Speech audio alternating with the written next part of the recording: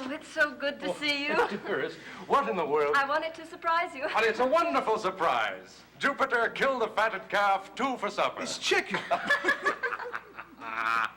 Well, kill it anyway. He got his appetite back. Look at his face. You sure good medicine, Miss Patsy. Oh, where's your trunk? The coachman left it outside. I'll get it right away. I'll fetch it, Jupiter. Your hand That's all right, Mr. Tom. I can manage. Oh, Jupiter, your wife sends you her love. And little Sarah. They all right? Of course. I brought you some presents they made for you. Thanks, Miss Patsy. It's sure good to have you here. Well, how's little Jeff? And my sweet Anne? And Maria? And Mr. Randolph? Here, give me your cloak. Jeff has 2 new teeth. 2? Wonderful. He's beginning to talk.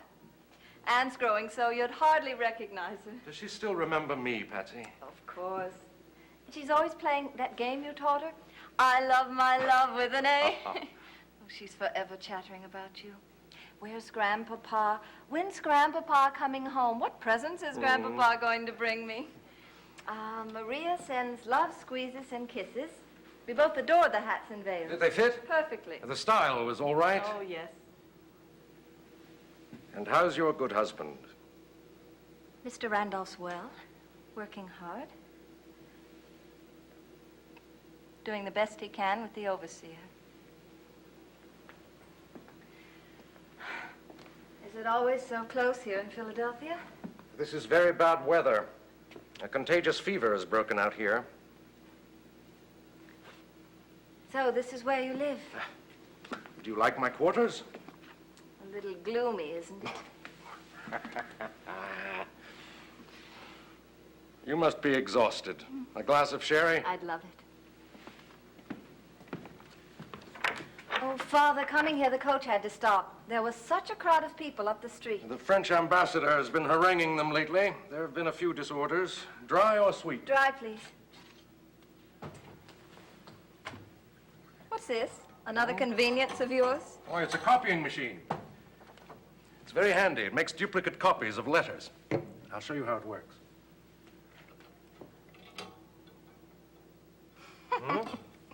Oh, Father, you and your inventions. You know, sometimes I think... Has Maria learned to baste a pudding yet? In her last letter, she said Aunt Epps was teaching her... Father. Oh, now, dear, you don't want to read that. Oh, my God. Now, don't get upset, dear. What sort of a newspaper is this? It's the Court Journal. Our snobs nibble it for breakfast. Here, drink your sherry. I heard what they were doing to you here, but this is worse than I could have possibly imagined. Oh, it's very flattering, really. Especially this part about the harem, A harem at my age. Pretty good. I don't see any humor in it. You'll answer these charges. Answer one lie, they'll print 20 new ones. Then what are you going to do? Let's just ignore it, dear, shall we? Who wrote it? Who's Pacificus? I don't know. It's a pseudonym. You must enjoy being the Secretary of State very much to put up with such abuse. It's my job, dear. Job. Father, Yes, dear. don't you think you've sacrificed enough? I haven't suffered anything. You haven't? No. A few weeks ago, I found a pamphlet Mother had written during the Revolution to the women of Virginia on the necessity for them to make sacrifices to help win the war. I remember Mother so ill she could hardly walk, doing 10 men's work at home. I remember after she died, sitting on the cold floor outside your door, hearing you sob till I thought you too must die. I remember hearing you cry out you'd sacrificed her to the Revolution. Patsy. The morning and afternoon of your life you sacrificed. Wasn't that enough? Patsy, dear, please. No. If you won't think of yourself, what of us? A child of 12 and a baby of 4, torn from our homes, from all we loved, taken to a foreign land, seeing you only on occasion, longing always for home and security and... Why? For this? Is there no end? Patsy, I beg of Don't you. you owe anything to yourself? Don't you owe anything to us? I tell you, Father, everything at home is going to pieces. If you don't come home soon, there'll be nothing left, nothing. Patsy, for God's sake, stop. Father, I didn't mean. I know. Forgive me. Of course. I've been been so confused and unhappy lately. I had to come and talk it out with you. I know, dear. I should have been very hurt if you didn't. It's the business of running Monticello and the farms. We try.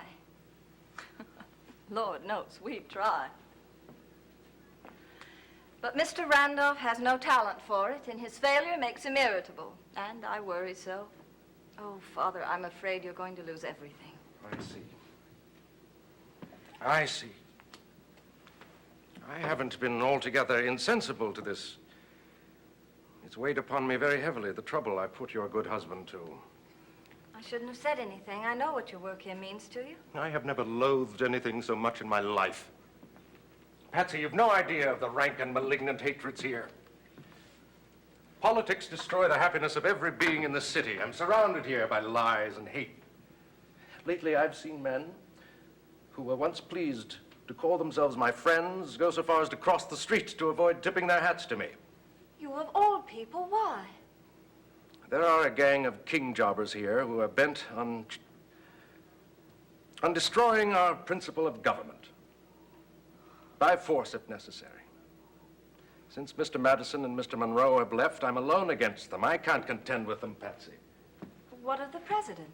Only his strength and stubborn purity oppose them. But he's old and he's sick. I work here from morning till night. They undo everything. This isn't spending one's life here, it's getting rid of it. My poor father. Do you know, dear, my only pleasure? For an hour or so every evening, I sit and dream of Monticello. I find myself turning more and more to the past and to those I loved first. Your mother, she was a beautiful person, Patsy. She loved you all so dearly. You're right, Patsy. If I hadn't neglected my duties at home during the war, she would be alive today. It's true, I sacrificed your mother to the revolution. Now I'm doing the same thing to you.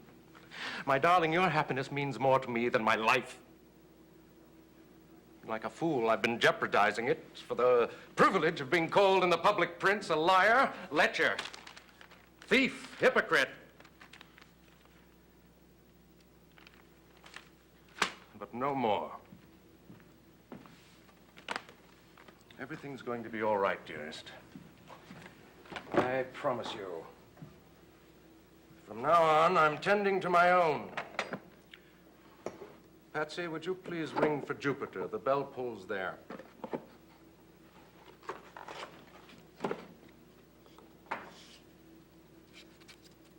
Patsy? Yes? I have a job for you tomorrow. Good. What is it? I want you to help me select what furnishings and articles suit Monticello. I want you to pack and send them to Richmond. To Richmond? Yes, I'll be busy here for the next few weeks. But we'd better get them off at once while the shipping lanes are still seaworthy. Yes, Mr. Tom. Do you know where the president's home is? Yes? Please deliver this letter there at once. After supper. No, Jupiter. My supper gets spoiled. At once, Jupiter. We're going home. Together. To stay, Patsy. I'm resigning. You going home, Mr. Tom? Yes, Jupiter. Going home. Oh, Father, I'm so happy. And that crowd again. This is good fuel for the Federalists. What are they chanting? I can't make it out. Down with who? Washington. What? Patsy, he's the only thing that stands between them and their enemies. When all our names have been sponged from the records, his will burn brighter wherever men fight for freedom. Well, all right, Jupiter. Run along. What are you waiting for? No, darling, this isn't going to make any difference. If our people won't deserve their liberty, nobody's going to save it for them. I'm going home.